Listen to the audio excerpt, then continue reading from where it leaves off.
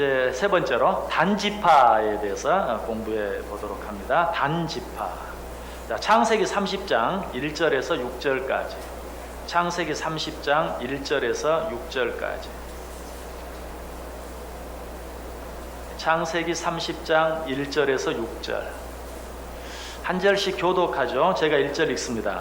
라헬이 자기가 야곱에게서 아들을 낳지 못함을 보고 그의 언니를 시기하여 야곱에게 이르되 내게 자식을 낳게 하라. 그렇지 아니하면 내가 죽겠노라.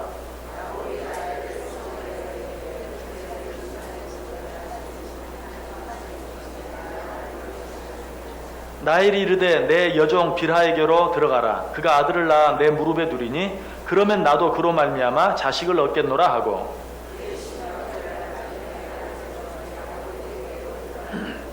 빌하가 임신하여 야곱에게 아들을 낳은지라.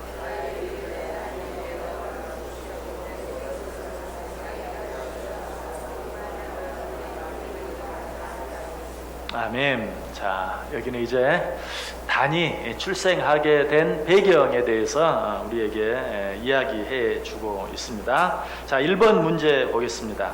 야곱이 라헬의 여종 빌하를 통해 얻은 첫 번째 아들은 누구이며 그 이름이 가진 뜻은 무엇입니까? 자, 오늘 본문 마지막 절 6절 다시 한번 읽어볼까요? 라헬이 이르되 하나님이 내 억울함을 푸시려고 내 호소를 들으사 내게 아들을 주셨다 하고 이로 말미암아 그의 이름을 단이라 하였으며. 자, 야곱이 라헬의 여종 빌하를 통해 얻은 아들의 이름은 뭐였어요? 단. 자, 그러면 그 단이라는 이름의 뜻은 뭘까요? 억울함을 푸셨다. 억울함을 푸셨다. 내 억울함을 푸시려고 내 호소를 들으셨다. 그래서 사실 그 말 자체의 의미는 뭐 억울함을 푸셨다라는 그런 의미도 될 수 있고 또 공의를 베풀어 주셨다, 공의를 베푸셨다라는 의미도 될 수 있고 옹호해 주셨다 또 그런 의미도 될 수 있고 그러나 이것들을 가장 잘 한마디로 표현한다면 판단해 주셨다. 판단해 주셨다. 내가 얼마나 억울한지 내가 지금 얼마나 큰 억울함을 당하고 있는지 판단해 주셨다 하는 그런 의미입니다. 판단하셨다. 그래서 여러분 우리 지금 9월 한 달 동안 다니엘의 기도 생각해 보았는데 다니엘, 이 다니엘이라는 이름의 뜻의 단, 이 다니엘이라는 이름의 뜻은 단 플러스 L이라는 뜻입니다. 단 플러스 L. 그래서 다니엘이에요. 다니엘인데 바로 그 단과 오늘 이 12지파 가운데 단과 똑같은 거예요. 다니엘의 단과 12지파 요셉 야곱의 12아들 가운데 하나인 단과 똑같다. 그래서 다니엘이라는 이름의 뜻은 하나님이 판단하셨다. 단 판단하셨다 플러스 L 하나님. 그래서 다니엘은 하나님이 판단하셨다. 또 다르게 얘기하면 하나님이 심판하셨다라는 그런 뜻도 되는데 어쨌든 그 단 하나님이 판단하셨다. 판단하셨다라는 그런 뜻이에요.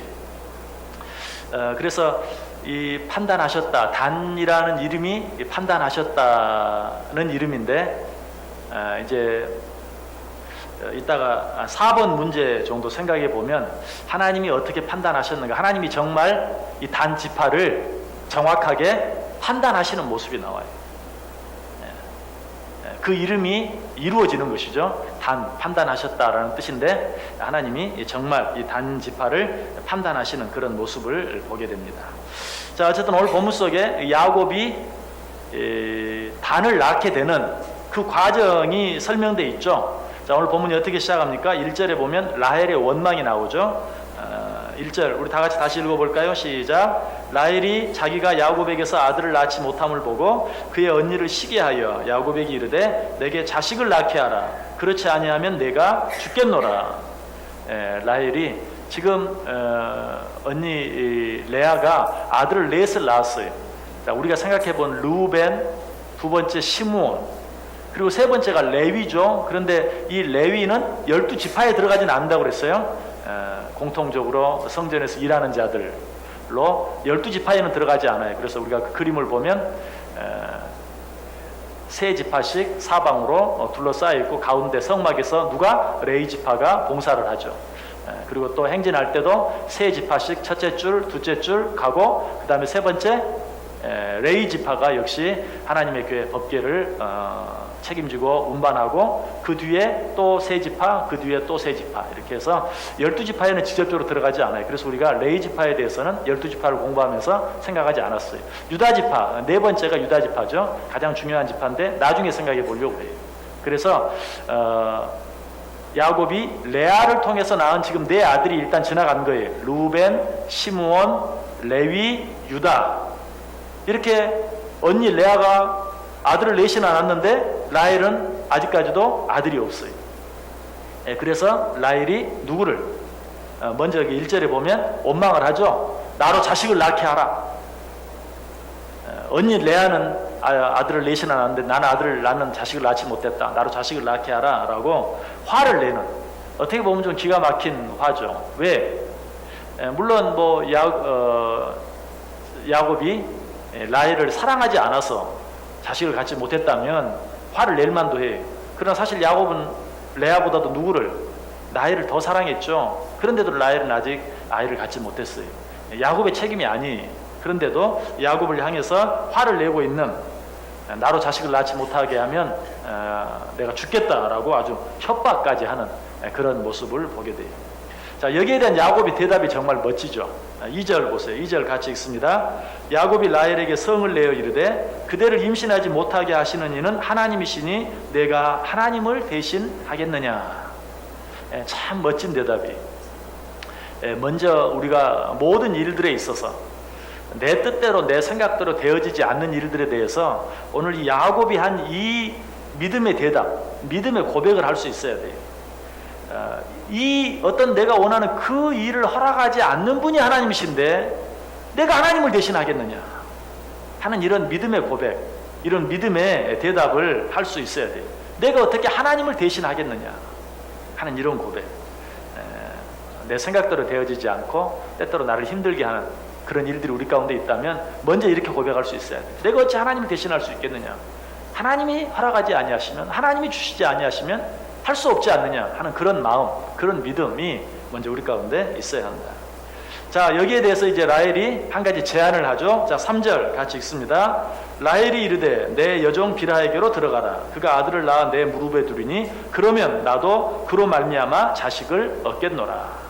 자기 종 빌하를 자기 남편에게 주어서라도 아들을 얻으려고 하는 라헬의 모습을 보죠. 여러분 누가 생각이 나세요?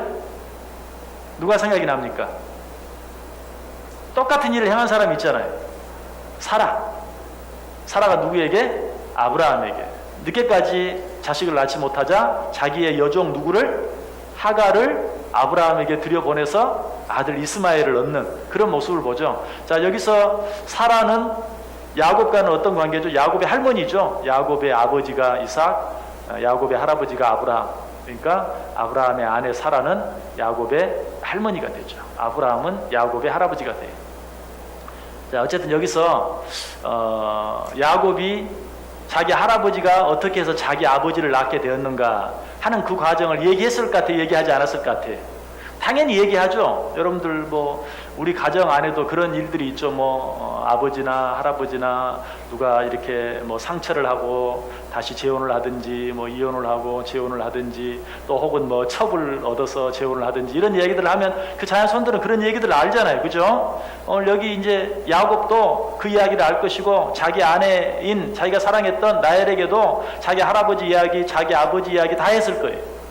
여기서 아마 라헬이 야곱에게 이런 제안을 하면서 성경에는 나오지 있지 않지만 이렇게 말했을 수도 있잖아요. 당신 할머니도 그렇게 했잖아. 여러분 그렇게 할 수 있어요, 없어요?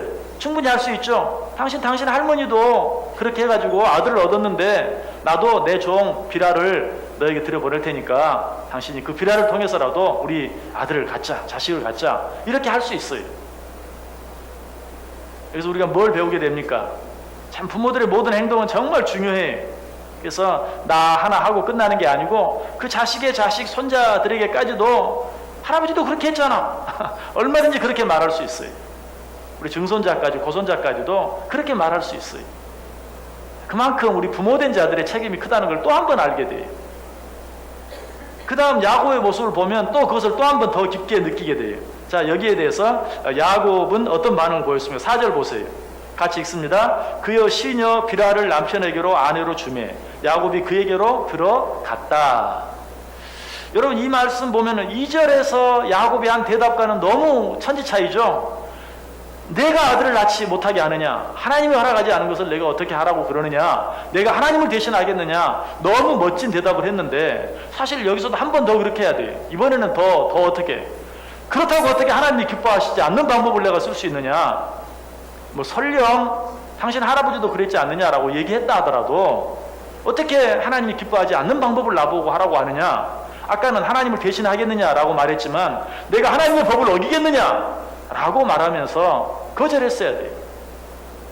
그런데 모르겠어요. 어쩌면 이게 남자의 마음인지 남자의 마음인지.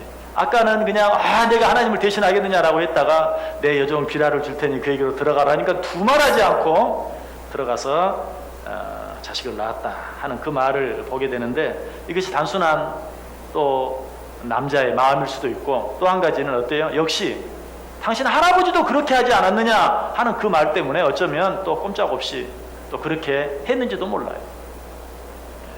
정말 부모들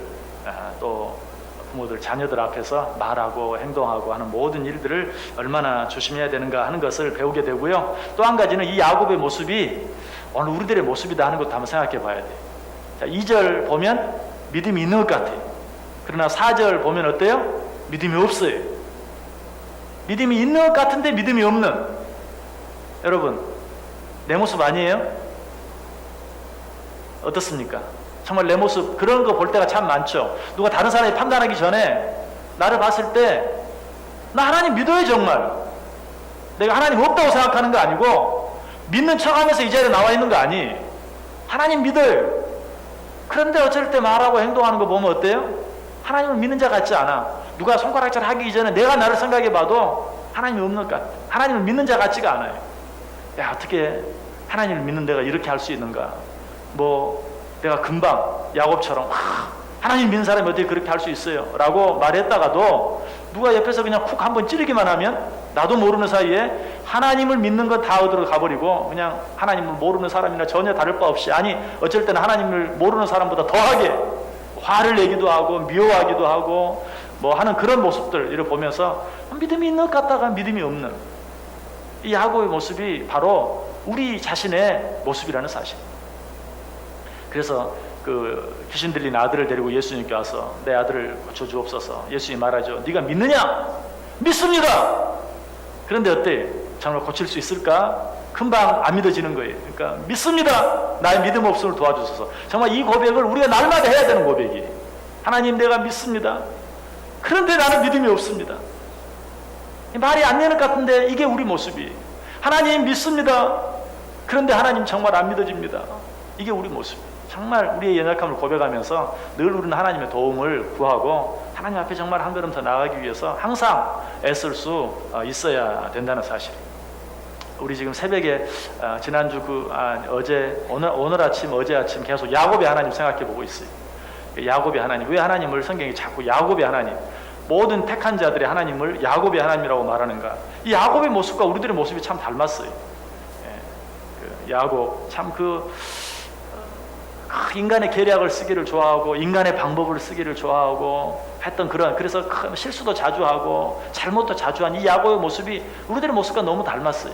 그래서 어쩌면 그런 우리들, 그럼에도 불구하고 사랑해 주시고 용서해 주시고 또 한 번 기회를 주시고 하는 그 하나님을 우리에게 가르쳐 주시기 위해서 성경은 자주 야곱의 하나님, 그 야곱과도 함께 하셨던 하나님, 그 하나님이 우리와도 함께 하신다 하는 그런 의미로 야곱의 하나님이라는 표현을 자주 쓴다라고 새벽에 말씀을 드렸었는데, 어쨌든 이 야곱의 모습, 내가 하나님을 대신하겠느냐라고 했다가도 정말 하나님 없는 사람, 하나님을 믿지 않는 사람만큼도 못한 행동을 하고 마는 그런 야곱의 모습을 통해서 우리의 모습을 볼 수 있어야 된다 하는 것입니다.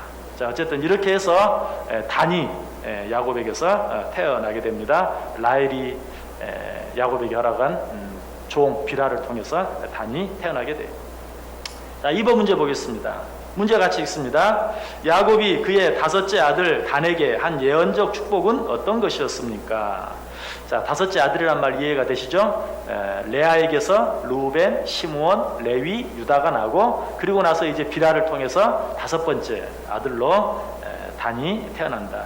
자, 창세기 49장 16절, 17절, 18절. 자, 야곱이 12아들들을 다 축복하는데 단에게는 어떻게 축복했는가? 창세기 49장 16, 17, 18. 자, 세 절 같이 읽습니다. 단은 이스라엘의 한 지파같이 그의 백성을 심판하리로다. 단은 길 섭의 뱀이요 샛길의 독사로다. 말굽을 물어서 그 탄자를 뒤로 떨어지게 하리로다. 여호와여, 나는 주의 구원을 기다리나이다. 아멘. 자, 여기 보면 이제 야곱이 단을 축복하는데 먼저 그 백성을 심판하리라 라고 이야기합니다.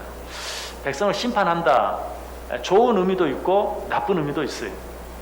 정말 우리는 마지막 때에 주님과 더불어서 세상을 심판할 자들이라고 성경이 이야기하고 있죠. 그런 의미는 참 좋은 의미죠. 그런데 심판한다, 판단한다, 부정적인 의미로 쓰면 다른 사람을 정죄하는 그런 의미. 남을 판단하지 말라라고 말할 때 그 판단은 어때요? 부정적인 의미죠. 그래서 이 심판한다는 의미 속에는 긍정적인 의미도 있고 부정적인 의미도 있어요. 그래서 어쨌든 야곱은 단지파를 축복하면서, 아니 예언하면서 그 백성을 심판하리라라고 말했는데, 단지파는 그 심판한다는 긍정적인 의미보다는 부정적인 의미를 이룬 그런 지파다 하는 것을 우리가 이제 공부해 보면 알게 돼요. 그래서 항상 우리에게는 어떤 양면성이 있어요. 하나님의 말씀을 받아들일 때도 그렇고요, 하나님의 말씀을 적용할 때도 그렇고, 그냥 긍정적으로 적용을 하는 사람이 있는 반면에 부정적으로 적용하기를 좋아하는 사람이 있어요. 뭐 좀 쉽게 이야기하면 어떤 말씀을 가지고 나를 바라보는, 그래서 나를 살피고 회개하고 반성하는 사람이 있는 반면에 어떤 말씀을 가지고 다른 사람 판단하고 다른 사람 비난하고 하는, 정죄하고 하는 이런 사람들이 있어요. 그렇죠? 말씀은 똑같은데. 자, 오늘 야곱이 단지파를 축복합니다. 예언합니다. 그 백성을 심판하리라. 이 의미를 정말 긍정적으로 받아들이고 긍정적인 의미에서 그 약속을 붙잡고 살았더라면 단지파가 훨씬 더 나은 지파가 됐을지 몰라요. 그러나 이 부정적인 예언, 그 부정적인 축복을 부정적으로 그 의미를 받아들였어요. 그래서 단지파는 부정적인 의미로 흘러가고 만 것을 보게 돼요. 그리고 그 백성을 심판한다는 의미를 통해서 이제 앞으로 우리가 공부하겠지만, 이 12지파의 모든 그 이름들 속에는 오실 메시아에 대한 그런 예언이 상징적으로 들어 있습니다.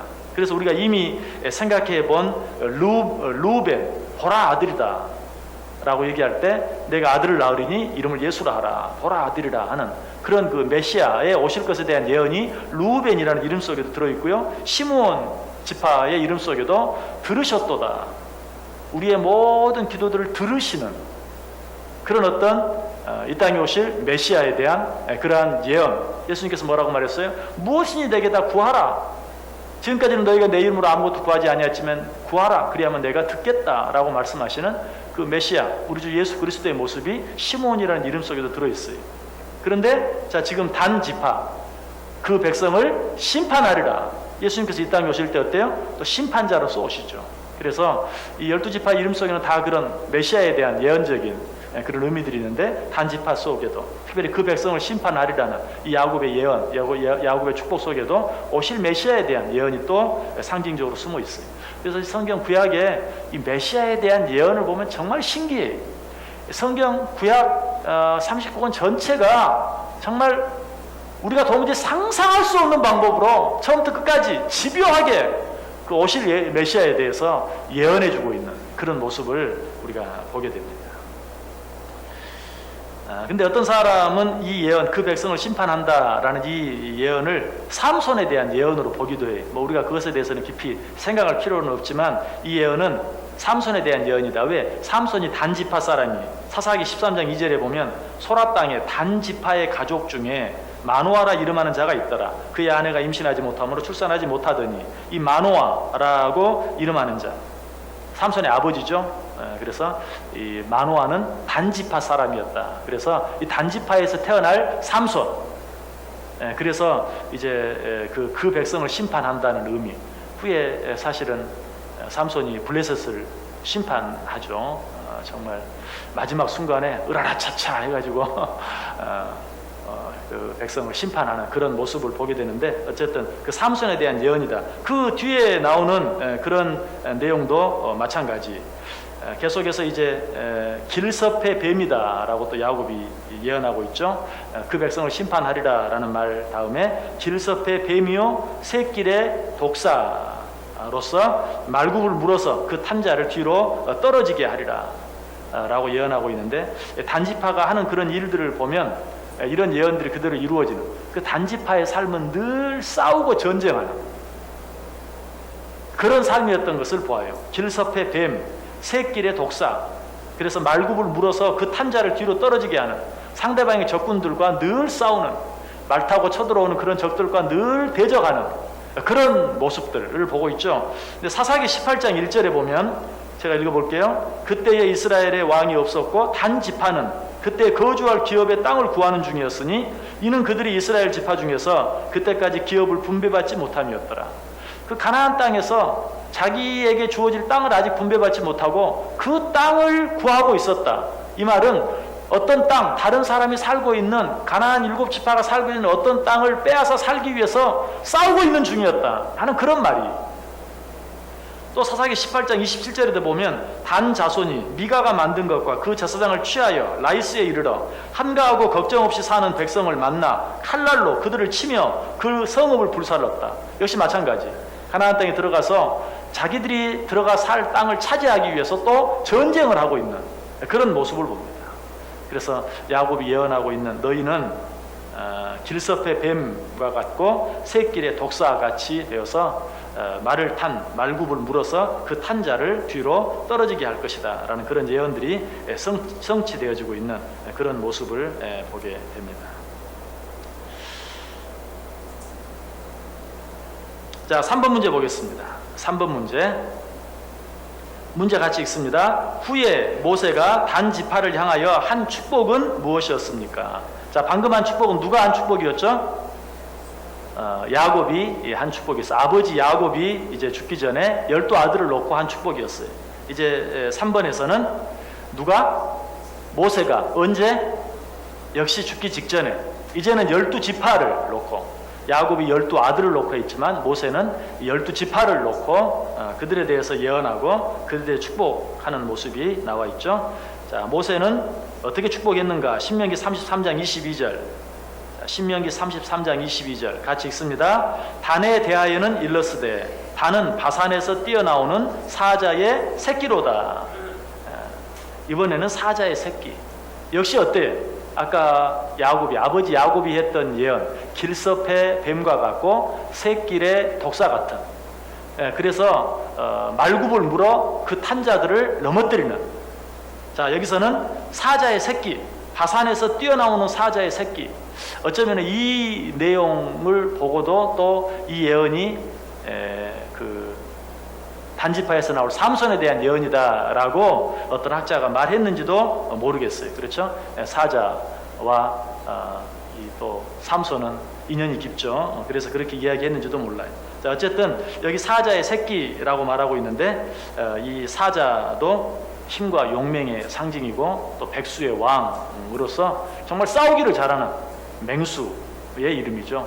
그래서 역시 또 이 모세가 단지파를 향해서 한 축복, 또 이 예언을 통해서도 단지파가 어떻게 될 것인가 하는 것에 대해서도 또 이야기해 주고 있어요.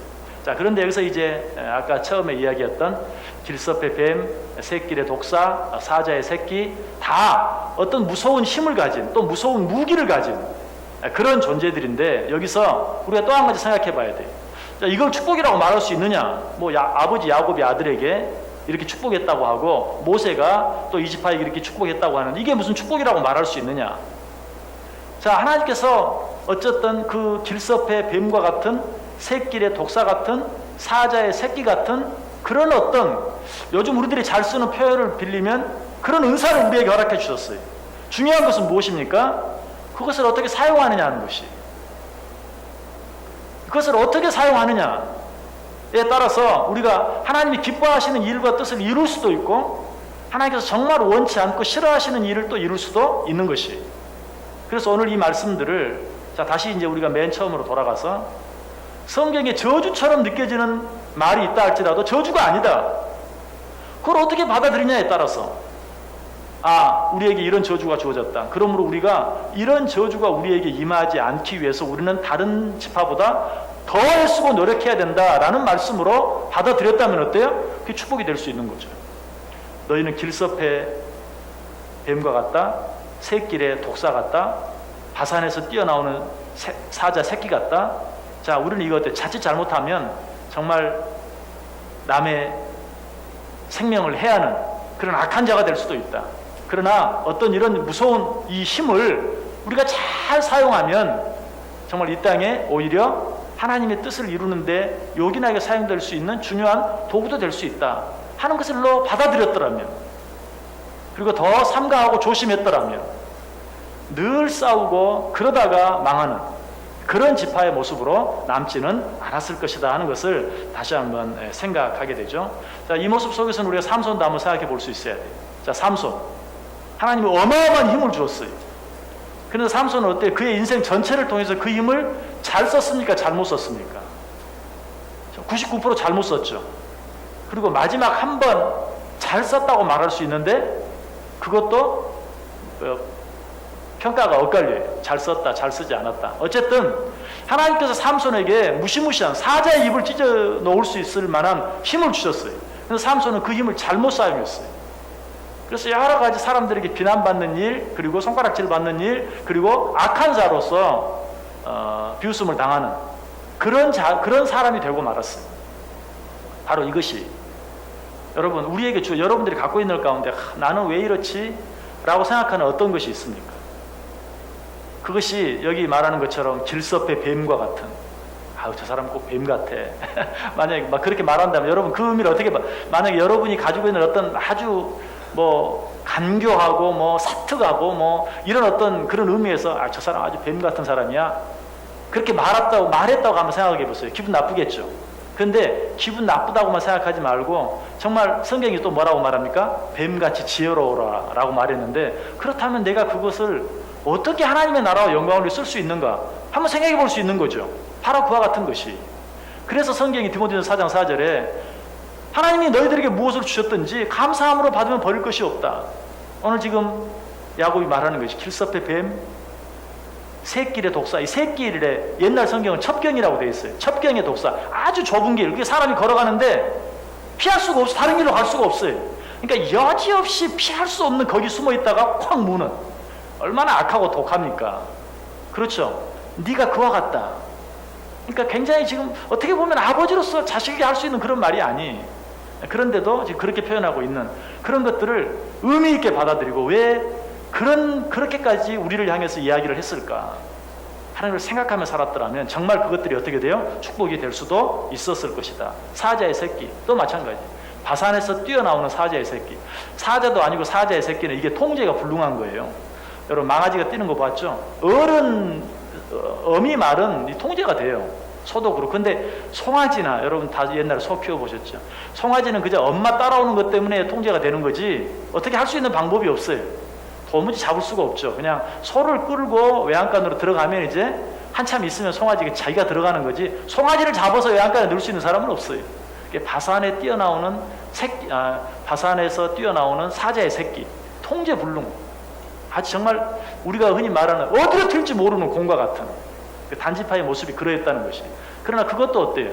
정말 긍정적인 의미에서 잘 사용했더라면 남이 할 수 없고 남이 생각할 수 없는 일을 수 있는 그런 지파가 될 수도 있었을 것이다 하는 것을 생각해 볼 수 있어요. 다시 한번 기억하세요. 여러분들이 가지고 있는 어떤 것을 장점과 단점으로 구별하지 마시고 하나님이 나에게 주신 독특한 은사로서 그것들을 내가 어떻게 무엇을 위해 사용할 것인가 하는 것을 늘 깊이 고민하고 생각할 수 있기를 바라요. 자, 4번 보겠습니다. 요한계시록 7장 5절에서 8절까지의 말씀을 읽고 단지파의 결국에 대해 이야기해보고 그것을 통해 얻을 수 있는 교훈이 무엇인지 함께 나누어 보십시다. 자, 요한계시록 7장 신약성경 끝이죠. 요한계시록 7장 5절에서 8절까지. 요한계시록 7장 5절에서 8절까지. 자, 역시 한 절씩 교독합니다. 제가 5절 읽습니다. 유다 지파 중에 인침을 받은 자가 1만 2천이요. 루벤 지파 중에 1만 2천이요. 갓 지파 중에 1만 2천이요.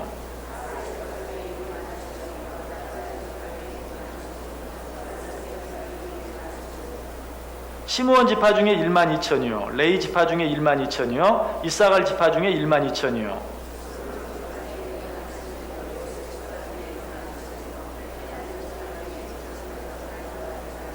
아멘. 자, 이게 지금 14만 4천에 대한 이야기예요. 이렇게 이제 각 지파별로 1만 2천씩에서 14만 4천이 되었다 하는 것에 대해서 지금 이야기해 주고 있는데, 단지파가 있었나요? 있었어요? 이렇게 물어보면 무조건 없는 거예요. 단지파가 없어요. 단지파가 빠졌어요. 자, 이 요한계시록 7장은 이제 마지막 예수님 종말 직전에 일어나게 될 일들에 대해서 이야기하면서 이 마지막 때, 마지막 환란이 있기 전에, 마지막 환란 때에 하나님께서 어떻게 당신의 택한 자들을 보호하실 것인가, 그리고 이 마지막 때에 그 자들이 어떻게, 하나님의 택한 자들이 어떻게 쓰임 받을 것인가 하는 것에 대해서 이야기하고 있는 장이 요한계시록 7장이에요. 자, 그런데 이제 거기에 대해서 하나님께 그 마지막 때에 쓰임 받을 자들의 수를 이야기하고 있는데, 거기에 단지파는 아예 빠져버리고만. 역시 지난 시간에 누구도 그랬죠? 시므온 지파도 그랬죠. 그런데 시므온 지파는 그래도 아버지 야곱의 축복 속에도 언급이 되고, 그리고 또 두 번째 모세의 축복 속에서도 언급이 되어져요. 그런데 지금 단 지파는 모세의 축복 속에서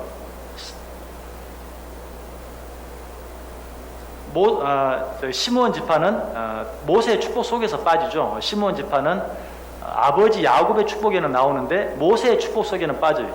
그런데 단 지파는 아버지 야곱의 축복 속에, 그리고 모세의 축복 속에까지는 나와요. 그러나 마지막 때, 그 마지막 심판 때에 하나님께 쓰임받는 자들에 대해서 이야기할 때는 이 단지파가 빠져버리고 마는 그런 모습. 역시 교훈은 똑같아요. 시므온 지파를 통해서도 아버지를 통해서 주어진 저주 같은 축복, 그것을 그저 기분 나쁘게만 생각할 것이 아니라 왜 그렇게 말씀하셨을까라고 긍정적으로 생각했더라면 모세의 축복에서, 모세의 예언 속에서 제외되는 그런 일은 없었을 터인데 라고 말씀을 드렸듯이, 오늘 똑같이 단지파도 마찬가지, 아버지 야곱을 통해서, 그리고 모세를 통해서 또 한 번 주어진 아버지의 축복과 너무 동일한, 자, 아버지의 축복을 받았을 때는 설령 그 뜻을 다 깨닫지 못했다 할지라도 오랜 시간이 지난 후에 이제 야곱의 때와 모세의 때는 시간적으로 상당히 큰 차이가 있잖아요.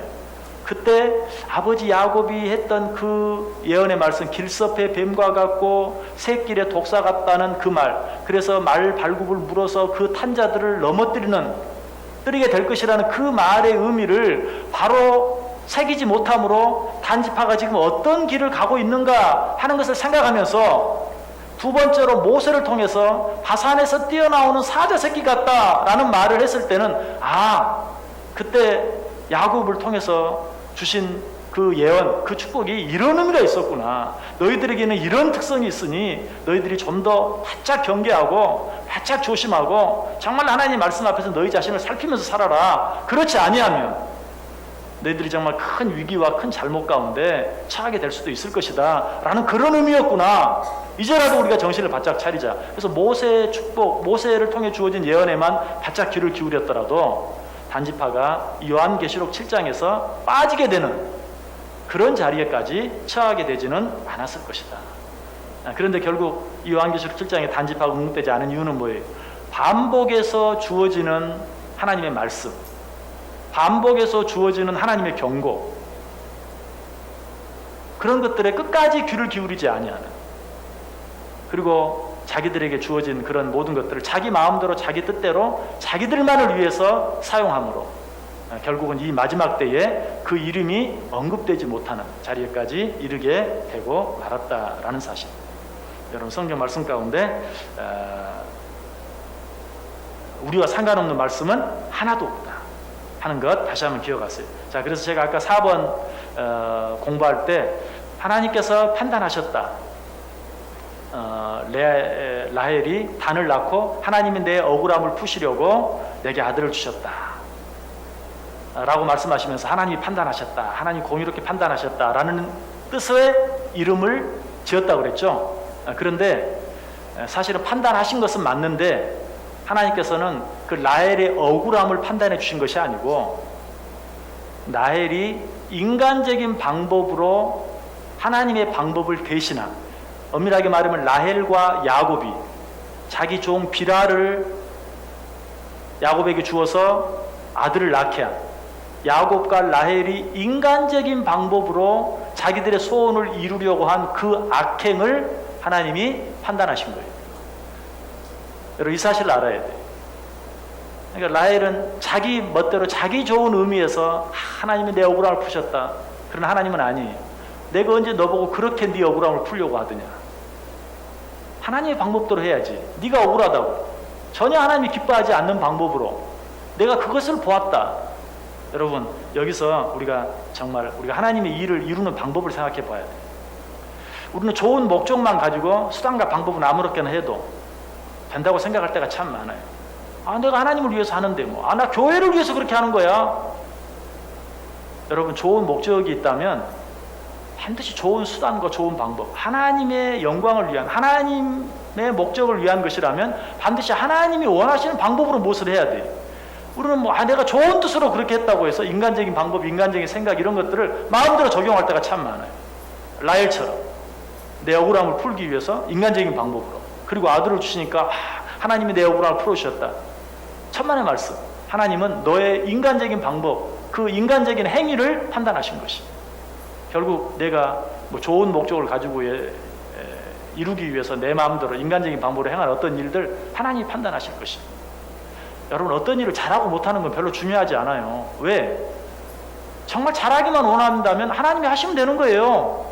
하나님이 우리를 통해서 어떤 일을 하려고 하는 것은 어떤 좋은 결과를 위해서가 아니라 정말 내가 할 수 있는 범위 안에서 하나님이 기뻐하시는 방법으로 어떤 일을 하는 것을 보기 위해서 그래요. 그러면 결과는 하나님이 이루어 주시는 거예요. 그렇기 때문에 우리는 항상 결과는 하나님께 맡기고 어때요? 하나님이 원하시는 과정, 하나님이 원하시는 방법, 하나님이 원하시는 수단을 쓸 수 있어요. 오늘 라헬이 정말 그렇게 인간적인 방법으로 얻은 아들이 어때요?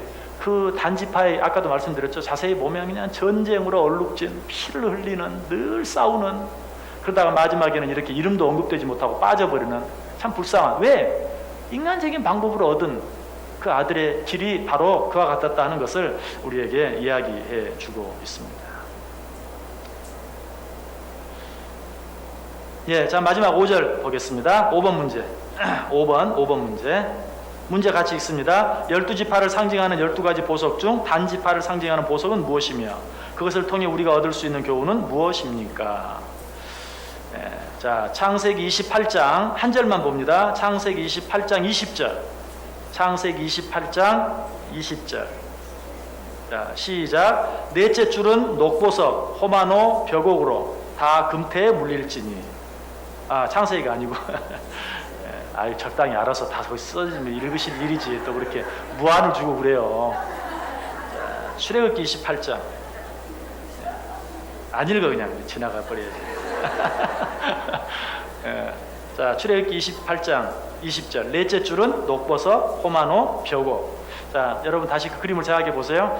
이스라엘 백성들 행진할 때 세 지파씩, 첫째 줄 세 지파, 둘째 줄 세 지파, 그리고 하나님의 교회 성막이 따라가고 그 다음에 또 셋째 줄 세 지파, 넷째 줄 세 지파. 그런데 거기 넷째 줄, 맨 끝 넷째 줄 첫 번째가 뭐라고요? 녹보석. 바로 그 자리가 누구의 자리입니까? 단지파의 자리, 단지파. 그래서 단지파를 상징하는 보석은 녹보석이다. 자, 오늘 또 보석 한번 보고 가야죠. 보석. 색깔이 저기 아무튼 녹보석입니다. 녹보석. 우리말로는 더 더 유명한 말 어떤 말이 있는지 잘 모르겠는데 아무튼 녹보석. 그런데 이 녹보석에는 정복자라는 의미와 파괴자라는 의미가 있다고 그래요. 역시 지금까지 우리가 생각해 본 그 단지파의 의미를 정말 잘 보여주는 보석이에요. 그러니까 이 녹보석은 어떤 자들이 전쟁에서 승리한 자들이 승리의 의미로 목에 걸고 다니던 보석이 녹보석이라고 해요.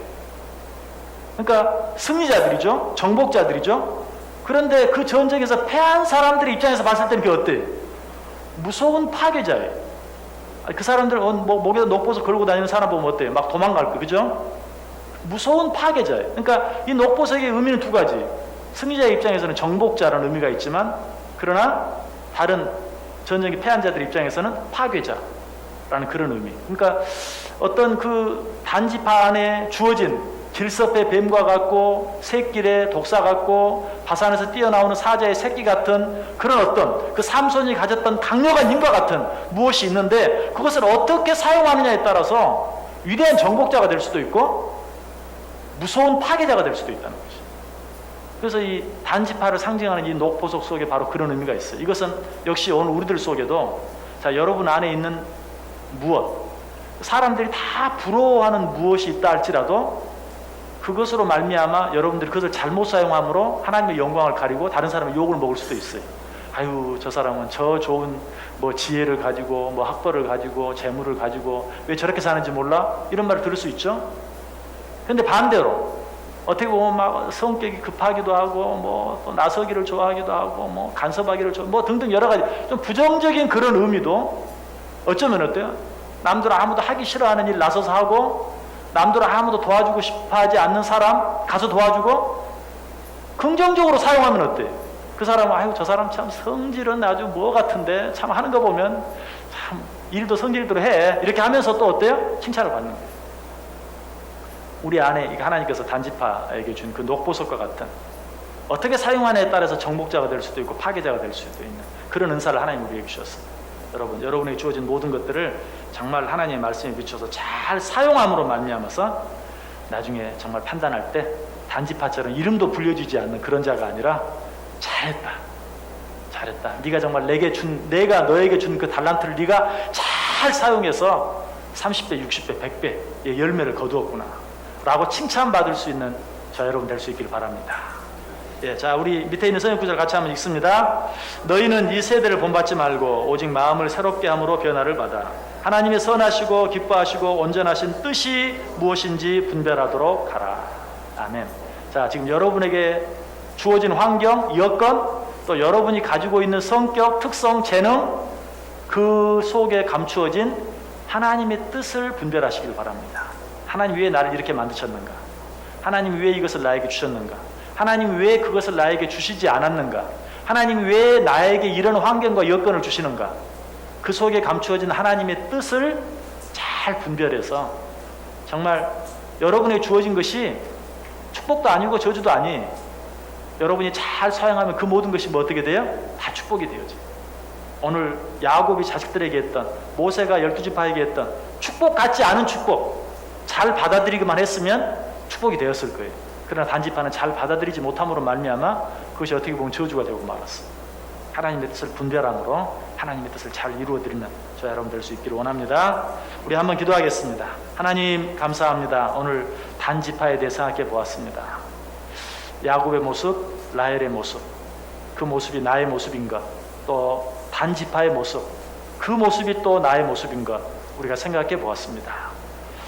나의 모습이 어떠하든지 그 안에 감추어진 하나님의 뜻을 찾고 또 그 뜻대로 살아들임으로 말미암아서 하나님이 내게 주신 그것으로 하나님의 기뻐하시는 일을 해드릴 수 있는, 하나님의 뜻을 온전히 이루어 드릴 수 있는, 마지막 때에 잘했다고 칭찬받을 수 있는 우리들 모두 되게 해 주옵소서. 예수님의 이름으로 기도드리옵나이다. 아멘.